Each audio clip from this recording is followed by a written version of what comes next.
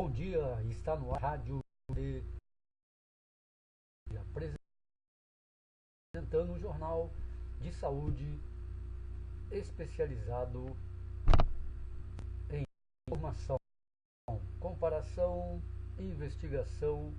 É aqui com o Jornal de Saúde, apresentado por Marcelo Santos, as últimas notícias de hoje, que são bastantes, né, gente? Muitas. Nós nem comentamos aqui, por realmente tanto a área de saúde quanto do que dizer nos interessa no momento, o frente do dia capital Belo Horizontina, 22 graus, já bastante quente, né? Um mormaço considerável hoje, podendo chegar a atingir a 32 graus, né? Não precisamos ressaltar aí, tomar muita água, né? Roupas leves, alimentação leve também, cuidado com os condimentos, sal, açúcar, não é? E a sabedoria aí popular, não é? Tomar os refrescos, limão, laranjada, não é?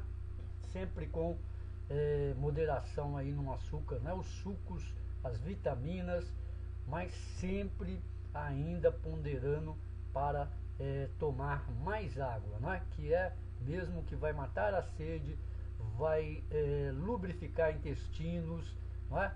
Vai reanimar o organismo, limpar o sangue. Então tem uma série de vantagens aí, além de hidratar, não é, gente? Porque com o muito sol, não é? Muito calor, a pessoa se desidrata se não toma muita água, não é? Perde eletrólitos, não é? Sais minerais, até o próprio sal, não é? No organismo pelo suor, esforço físico e tudo mais. Aqui a nossa principal manchete hoje é do TRF4, que negou o recurso para Luiz Inácio Lula da Silva para participar do velório do irmão, não é? Que morreu ontem. E está sendo comparado aí, não é? O general Mourão, da reserva, vice-presidente da República, disse que seria questão humanitária levar, não é? Ninguém está liberando Lula até o velório e até o enterro do irmão Vavá, que faleceu, não é? Mas o TRF4 negou e faz até uma comparação, uma infeliz comparação, da época que Lula estava preso pela Polícia Federal, né, pelos militares, na ditadura militar, quando sua mãe morreu, né, veio a óbito. Ele foi liberado pelos militares e foi ao velório e participou do enterro de sua querida genitora. Então, é uma questão, sim, humanitária, visto que Lula é um preso que não é assassino, não é assaltante de banco, não é terrorista. Os processos dele são todos aí de cunho, vamos dizer, aí de político e financeiro, não é? Então, e ele já está condenado, não é um preso de alta periculosidade, a não ser que Polícia Federal e outros órgãos de segurança nacional, né, pensam que ele pode sofrer um atentado ou ele vai fugir, né? Coisas desse tipo aí que não vem ao caso aí, não seria se aplicado ao Lula, né? Que não tem como. Ele não quer nem o indulto, ele preferiu, né? Ele quer que todos os seus atos sejam julgados pela justiça e que ele seja libertado pela justiça, né? Não quer indulto de Natal, essas coisas todas aí que já tentaram. Gente, ontem eu fiz uma leitura, uma análise aí para vocês, né, sobre as coisas positivas que a Vale tem anunciado aí, mas tem mais aí, não é? Não se concretiza, né, segundo aí as notícias da imprensa pós-anúncio da Vale, né? São anúncios que infelizmente a gente recebe com muito bom grado, muito satisfação, em termos que para confortar os familiares, né, aqueles que foram atingidos diretamente, perderam suas casas, animais, não é? E entes queridos, como esposa, filhos, não é? Irmãos, irmãs, mãe, pai. Então, eu penso, não é? E até solicito que essas autoridades venham anunciar esse pacote de bondade aí da Vale, não é? Que nem é muito bondade, né? É necessidade, é urgência, mas com fatos concretos, que as coisas já estejam funcionando, não é? E de fato as pessoas estejam sendo socorridas, porque o que vemos é uma parte da imprensa fala, olha, não precisa mais de doação, não tem conta para você depositar nada, não dê dinheiro e tudo. Aí depois vem publicidades na própria emissora, não é? De órgãos ligados à igreja pedindo doações para as pessoas carentes da região, etc. e tal. Vem um, fala que vai dar 100 mil reais para os familiares.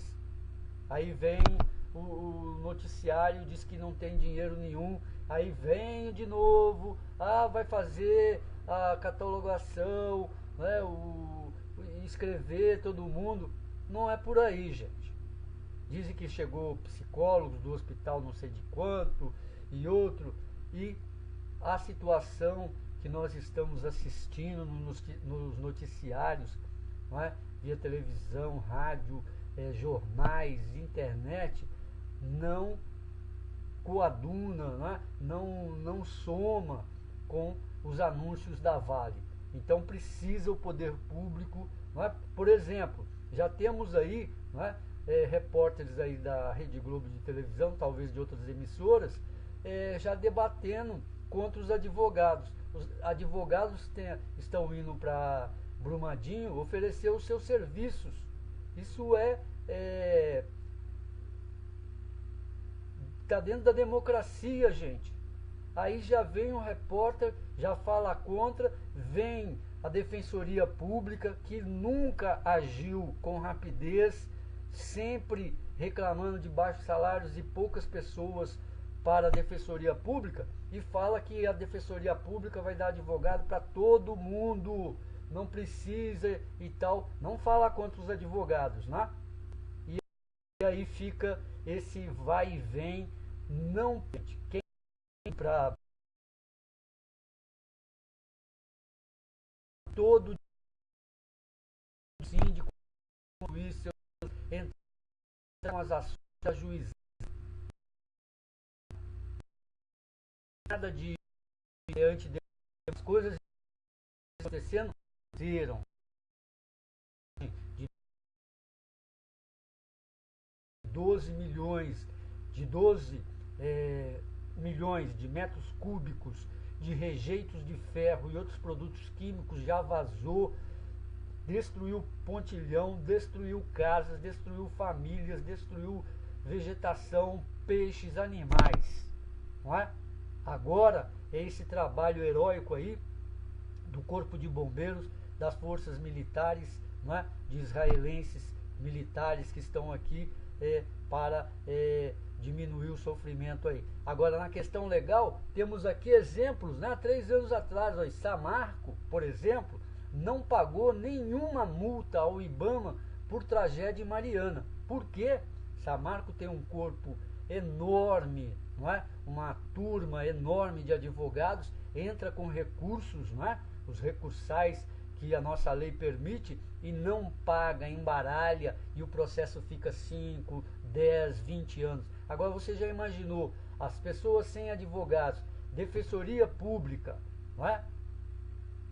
Vão ficar, ao Deus dará, vão ficar nas promessas da empresa Vale. E cabe lembrar que a Vale tem 50% da Samarco lá de Mariana, e portanto a Vale é sim uma empresa que é culpada, né, de antemão por este acidente, porque ela já tinha experiência, já poderia ter esgotado essa barragem, colocado um novo modelo de funcionamento nesta barragem, que é o que está anunciando agora a Vale, que vai acabar com todas as suas barragens tipo a de Mariana, tipo a de Barraginha, mas depois que já destruiu, né?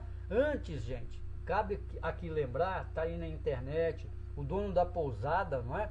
Que fez disso o seu sustento e realizou o seu sonho de família, já vinha postando mensagens, né, em 2018 sobre a condição da paisagem, não é? Da fauna e flora, da Brumadinho que ele começou a trabalhar e da Brumadinho que ele estava vendo modificada, não é? Água poluída, sumindo as paisagens, né? Serras, vegetação, tudo em prol do lucro, não é? Da exploração da Vale. Cabe lembrar também que essas mineradoras, não só Vale, mas tem outras mineradoras, quando exploram uma região, o saldo é dos mais terríveis. São crateras, buracos, são enormes problemas depois de problemas pulmonares, alergias, não é? E outros problemas quando termina essa exploração, não é? Os problemas são tantos que só depois de muitos anos é que essas empresas começam a refazer aquilo que destruíram. E às vezes, não é, o poder público, como nós estamos assistindo, não tem poder de fiscalização, as multas não são pagas e as empresas não são penalizadas com penas, não é, de fechamento, de prisão de seus dirigentes, então fica do jeito que está, não é? Você pode visitar aí várias cidades que tiveram mineradoras, como aí mineradoras como a Vale, para vocês verem, não é? Pode ver aí, tem aí fotos, né? Tem vídeos aí também pela internet, como fica essas empresas depois que são cidades e às vezes matam naturais ou são mesmo, tá? Mudam a paisagem, mudam o modo de vida por um período, né? Às vezes de 10 anos de exploração, e depois vai embora e fica aí para a população resolver, não é? A Secretaria de Saúde confirma primeiro caso de febre amarela no Paraná desde 2015. Estava essa semana quase toda aí, não, um pedaço da semana passada, falando dos casos lá de Paraná. E agora, através de exames, está confirmado o primeiro caso desde 2015, né, de febre amarela no Paraná. Força Tarefa vai a bairro com recorde de infestação de dengue na capital. Campo Grande News informando, né, que a dengue sim está infestando um bairro, não é? E com uma infestação recorde de dengue, né? Aedes aegypti, e portanto lá em Campo Grande, Mato Grosso do Sul, tem uma força-tarefa aí para combater, não é? A dengue, né? Porque já está instalado, né? Circulação de dengue tipo 2 em 19 em cidades em São Paulo, coloca autoridades sanitárias em alerta. Ontem saiu essa notícia no portal Terra.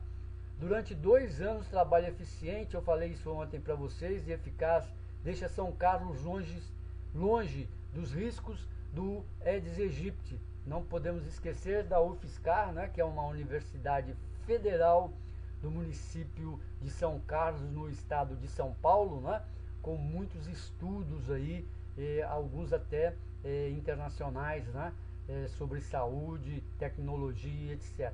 Está aí o resultado, né? Quando se investe em tecnologia, quando se investe em pesquisas farmacológicas, quando se investe em cientistas tecnológicos na área de medicamentos, não é? Na área de prevenção, a coisa sai, o país evolui. Nós não precisamos mais hoje pagar royalties, comprar remédios, não é, do exterior. Basta o país ter um projeto de investimento, não é, na sua inteligência, que num prazo, não é até elástico, de 5 anos, não é, o Brasil aí já poderia ter combatido o Aedes aegypti, controlado a dengue, né, e todas as outras doenças infectocontagiosas, ou as chamadas tropicais, né, sarampo, dengue, coqueluche, febre amarela, difteria, catapora e outras aí, não é? Mas não fazemos. Tudo é muito ruim, não é? Tudo é desviado. O dinheiro que deveria ser investido na saúde é cortado, não é? E em outros setores que não deveriam ter dinheiro em abundância, não é? Como auxílio gasolina, auxílio moradia, auxílio alimentação, não é? Assessorias e outros que temos em Brasília aí, não cansamos de ouvir essas notícias, financiamentos de empresas falimentares, não é? Que mandam lucro para fora do país. Estes não têm corte, não é? Estes aí recebem dinheiro, não é? Queria deixar um agravo aqui ao governo do estado de Minas Gerais, não é? Não vou falar em nome do governador, porque não posso fazer isso, né? E ele também recém assumiu, sobre a negociação aí do pagamento do 13º do funcionalismo público do estado de Minas Gerais. Um achincalhe, não é? Uma indecência, o que anunciou ontem o governador pessoalmente, o pagamento do 13º em 11 parcelas a ser paga a primeira a partir do dia 20 de fevereiro. Não é? Isso aí é desmoralizante tanto para o governo quanto para os funcionários públicos receber o seu 13º, que é o seu direito constituído, CLT ou não, de receber integralmente ou em 2 parcelas, como dita a lei, não é? Absurdo. O governo do estado de Minas Gerais deveria pedir dinheiro aos bancos privados e aí sim pagar em parcela aos bancos e sim amortizar esses juros de correção aí que iria ser pago. Não fazer isso com o funcionalismo público que tem dívidas a pagar, não é? Tem escola para pagar, tem uma série de coisas, sem falar na economia do estado, que vai ressentir a falta desse dinheiro, não é? É um absurdo. E isso a sociedade também vai ressentir, porque os serviços prestados por esses funcionários públicos, desde polícia, que já fez greve aí este mês, uma paralisação espontânea e relâmpago, não é? Queimando o caixão do governador.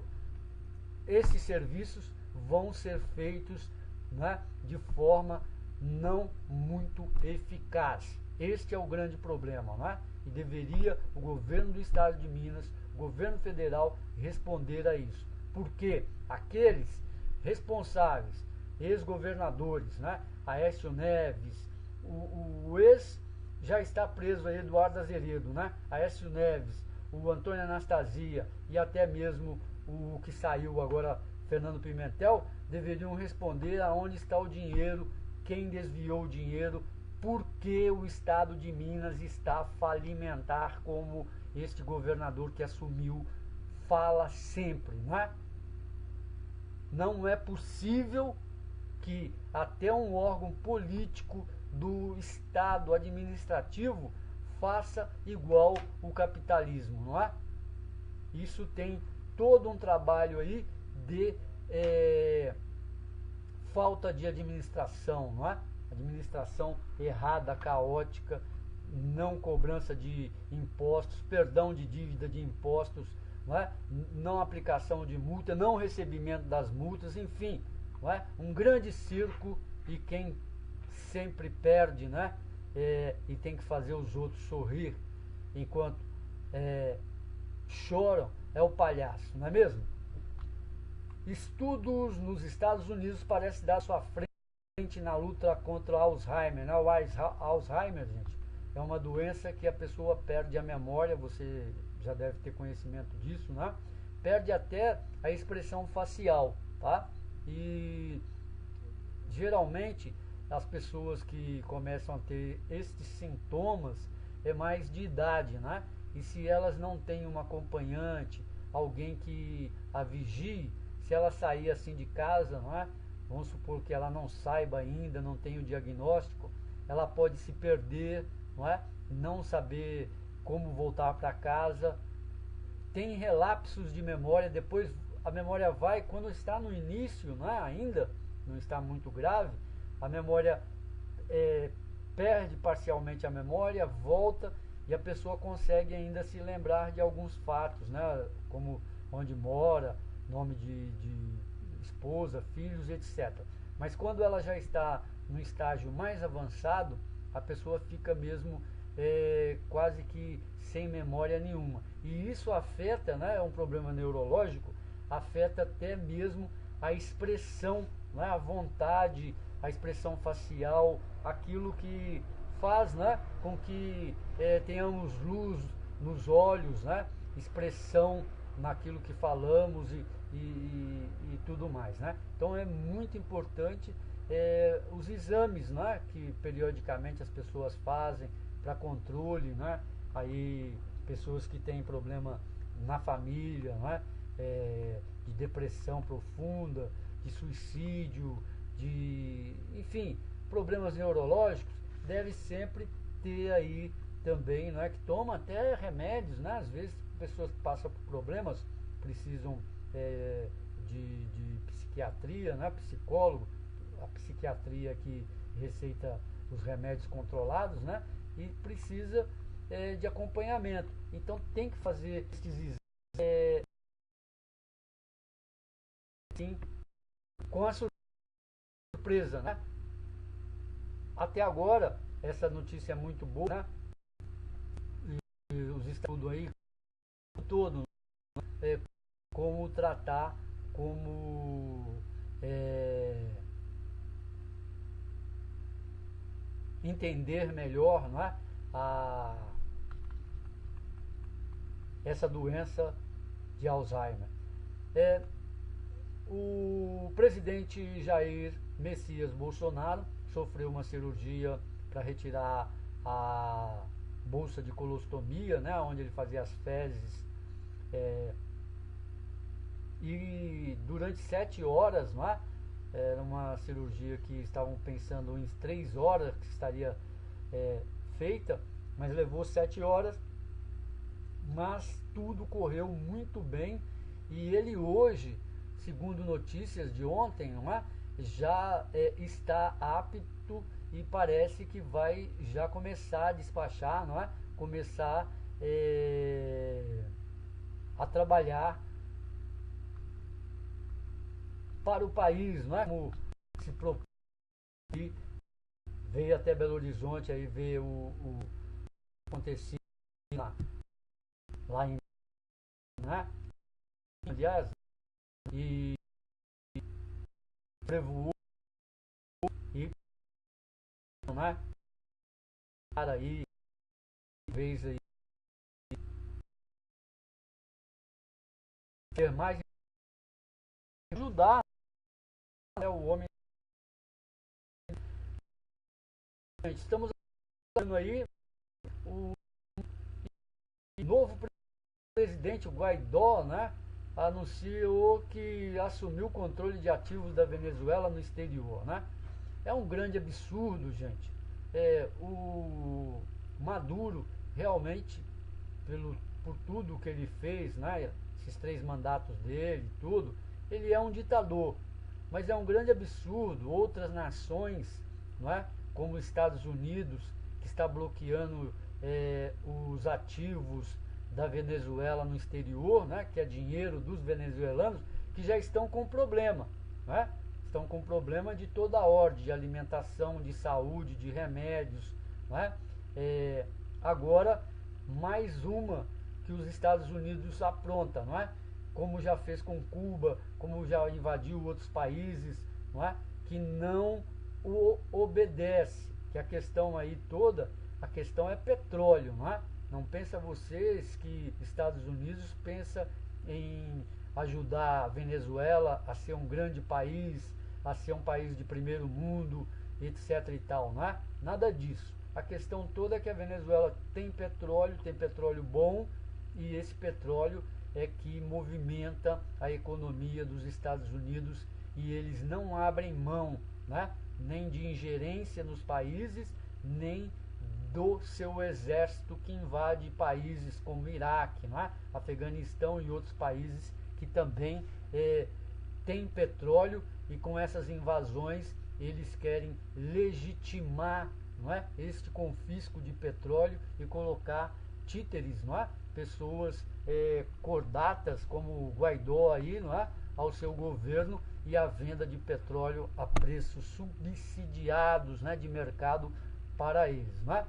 Não podemos defender o Maduro, né, porque o correto seria ele chamar uma missão da ONU de países que ele confia, não é? Como China, Rússia ou outros países, e fazer um pacto, uma aliança, e chamar novas eleições, não é? Dentro de todos os controles políticos nacional e internacional, com toda a clareza possível, né, internacionalmente, e se ele não fosse eleito, ele acataria, se ele fosse eleito, não é? Agora, como o colocam na posição de que ele se tornará um criminoso, e mesmo que ele não se torne um criminoso ficando na Venezuela, ao sair da Venezuela se torna persona não grata, não pode vir ao país, não pode concorrer mais a eleições. Então ele não tem escapatória. Ou ele fica no país e luta para manter esse governo de ditadura que ele impôs na Venezuela, ele renuncia e vira bandido, não é? Então é uma questão muito delicada que está vivendo a Venezuela, e que precisaria sim, porque já está aí, ó, China e Rússia a favor da Venezuela, não é? E Estados Unidos, Brasil e outros países aí contra a Venezuela, contra Maduro, e vai ter enfrentamento aí de blocos. Isso influencia na economia, influencia nos países respectivos aí. E o Brexit ainda, né, o parlamento britânico rejeita a possibilidade de sair da União Europeia sem acordo. O parlamento britânico sinaliza a Theresa May caminho para aprovação de acordo do Brexit, né? Tá aí, ó, teve plebiscito, a maioria do plebiscito foi coisa mínima, não sei se coisa de 1%, preferiu a saída da União Europeia. Aí depois foi para o parlamento não decidiu favoravelmente, e agora está esse impasse aí, né? Papa Francisco, o grande Papa aí do século XXI, manda mensagem que afronta Jair Bolsonaro e choca fiéis, né? Tá no New, não a matéria, né? Não vejo como, né? O Papa, ele sempre na questão da humanitária, ele óbvio que vai ficar com a humanidade, não é rico não ser humano, né? É um também. Pobres exigidos, né? Os que mais sofrem. Portanto, a igreja tem, vamos dizer, de pobres. O Papa Francisco estava no Panamá para participar da Jornada Mundial da Juventude, e ao retornar nesta sexta-feira, dia 28, mandou mensagem coletiva que afronta uma das principais ideias do governo de Bolsonaro, que pegou surpresa mesmo os 10. Creio que nas escolas é preciso dar educação sexual, disse o líder máximo da Igreja Católica, quando ele foi questionado sobre a gravidez precoce em alguns países da América e também da falta dessa colégio do país que ele visitava. Nós não podemos falar, não é que e nem vamos entrar em polêmica. Educação sexual, uma matéria técnica e científica, não pode ter conteúdo, expressão e ensinar a criança, e nunca foi este o propósito, a preposição de fazer sexo, né? Que é o que as cabecinhas muito pequenas aí dos bolsonaristas pensam de imediato, tá? Como também sobre ideologia. Você não pode proibir, não é? Nem o Golbery de Couto Silva, que era um general da ditadura militar, do Serviço Nacional de Inteligência, proibia as pessoas de ler qualquer tipo de literatura. Ele falava, tem que ser liberado isso. As pessoas têm que ter acesso, precisam ler para conhecer e elas terem um juízo de valor e escolher as coisas. Aquilo que é bom, aquilo que é ruim para elas, para sua família. E o ensino educacional, não é? Aquele papo que a gente sabia quando era criança, né? Precisava ter a diferença entre o homem e a mulher, a menina, que bonitinho, né? Como eu nasci, a cegonha que te trouxe. Você nasceu do pé de alface, do repolho, né? Deve ter sido atrás, né? Quando estavam copulando, né? Atrás do pé de repolho, de alface na horta, né? É isso, gente. É um ensino biológico, técnico, que pode abrir muito bem, né? E dar consciência aos jovens que de determinada idade já podem pegar doenças sexualmente transmissíveis, até mesmo um HIV positivo, pode engravidar sua parceira ou sua parceira engravidar e ter um filho aí, numa época que não deveria ter filho, né? Que é a época melhor da vida para estudar, para escolher uma carreira, para lutar por aquele objetivo e ter uma profissão onde vai ter uma renda, onde vai conseguir ter uma família, não é? Então tudo isso pode ser organizado, até mesmo o que a gente já discutia na ditadura militar, não é? A família planejada, a família com um filho, com 2 filhos, não é? Para evitar surpresas. Então é um absurdo você querer, não é? Isso é ditadura, gente. Quando você começa a dirigir com sua ideologia, suas ideias fixas, a educação, a saúde, a economia, tudo no país, não é? Onde tem um Congresso eleito, onde tem um Senado, onde tem um Poder Judiciário, vira ditadura militar e é muito perigoso. Por hoje é só, muito obrigado e saúde e paz. Minhas condolências mais uma vez e um grande abraço aí para os heróis que estão lutando aí para salvar vidas, não é? Estão salvando aí pelo menos dos animais, e aqueles que estão lutando aí para achar corpos ou até algum fenômeno aí, um milagre aí de alguma pessoa viva, né? Nosso parabéns aí por essa luta e dedicação. E também gostaria de colocar aqui uma homenagem que depois de acabado tudo isso lá, precisamos ter um memorial em praça pública em Brumadinho, como também em Mariana, dos heróis anônimos, né? Dessa, entre aspas, revolução que está acontecendo no meio ambiente, com muita lágrima, né? Sangue. São heróis anônimos, porque eles deram suas vidas, não é? Para que haja uma mudança, para que haja segurança no futuro de outras vidas, de outras pessoas que vão trabalhar nessas mineradoras, né? Um grande abraço, saúde, paz e fique aí com a nossa programação musical.